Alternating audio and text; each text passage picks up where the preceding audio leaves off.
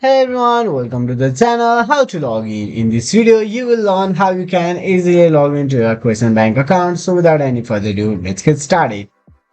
First of all, dive into your default web browser and in the web search bar, you can simply type in Question Bank Login and hit the enter. That will bring out the results for the URLs. Click on the second URL that will lead you to the login web page of Question Bank. Here you can input your credential, your username or email in the first field and password in the second field. After inputting your username and password, you can simply click on the login button so you can get logged into your bank account.